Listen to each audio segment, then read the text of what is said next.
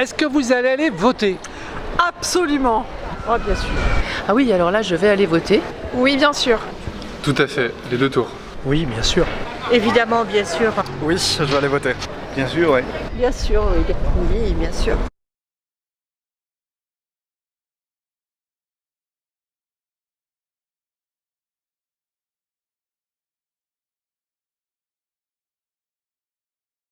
Absolument. Oui, bien sûr. Oui. Je vais aller voter. Non, non, je suis abstentionniste depuis plusieurs années, donc il y a très peu de chances que j'aille voter. Faut aller voter, allez voter. Ah oui, je pense, oui. Oui, bien sûr. Faut faire barrage au FN, faut à RN et tout, faut à la droite, faut aller voter. Oui, je vais voter. Et voter, voter. Bien sûr. Est-ce que vous avez fait votre choix? Oui. Est-ce qu'on peut le connaître? Oui, ni l'un ni l'autre. Ça sera un vote blanc. Un vote blanc. Je vais voter pour le nouveau Front Populaire. Ça sera aucun des extrêmes. Entre de la merde et de la merde, c'est un peu compliqué. Non, je vais garder secret, je suis désolé. Le Rassemblement National, Jordan Bardella. Le nouveau Front Populaire. Vous votez blanc en général ou pas? Non, pas du tout, mais C'est dans là, cette circonstance-là. là c'est assez simple parce que d'un côté c'est l'extrême droite et je ne veux pas voter pour eux, et de l'autre côté c'est un regroupement de personnes et de politiciens que l'on a depuis des décennies, encore une fois, et qui n'écoutent pas le citoyen. Moi, je voterai pour la majorité actuelle. Non. Pour le Front Populaire. Je voterai pour le gouvernement actuel. Rassemblement National. Et Sans l'union des droites.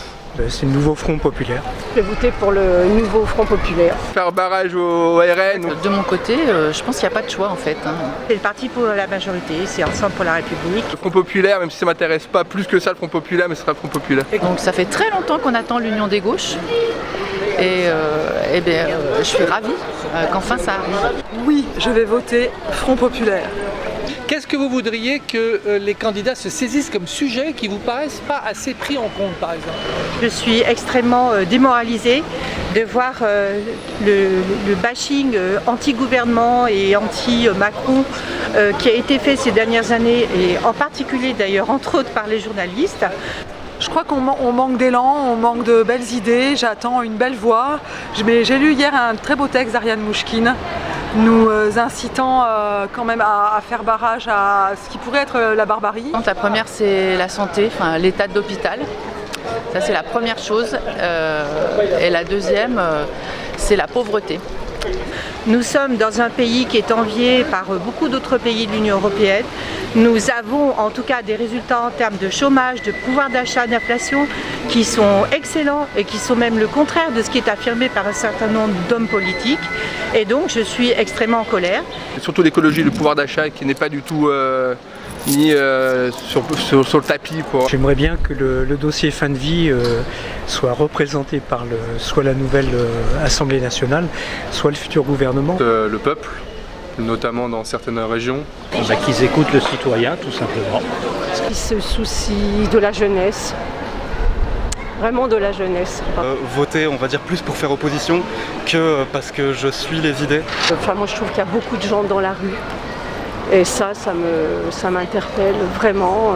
Je trouve qu'on devrait, à notre époque, on ne devrait plus avoir personne dans la rue. Au niveau de l'autorité, pour maintenir l'ordre et surtout au niveau de la jeunesse, essayer de redonner un pouvoir de bonheur et d'espérance aux jeunes. Les questions d'écologie et de social sont prioritaires. On ne donne pas assez d'informations aux personnes pour leurs droits pour les choses auxquelles ils doivent. Ils ne sont pas au courant. Je dirais le pouvoir d'achat. Sur notre sécurité, sur nos retraites.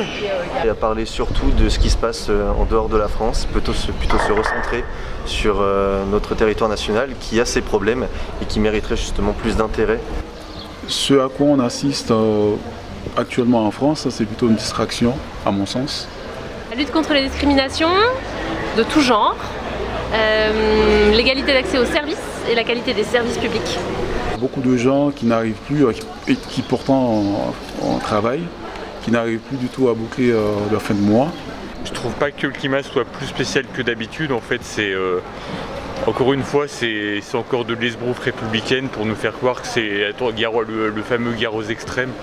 J'ai pas l'impression que ce soit un climat si spécial. Pour moi, ça ne change rien. L'écologie, le pouvoir d'achat. Pensez-vous réellement sur la démocratie directe? L'enjeu c'est ça, l'enjeu c'est les abstentionnistes, l'enjeu c'est pas les 28% qui vont voter pour vous, c'est le reste en fait. Moi je pense qu'un peu plus d'humanité pour tout le monde ça ferait de mal à personne et ça nous rappellerait les choses qui sont vraiment importantes.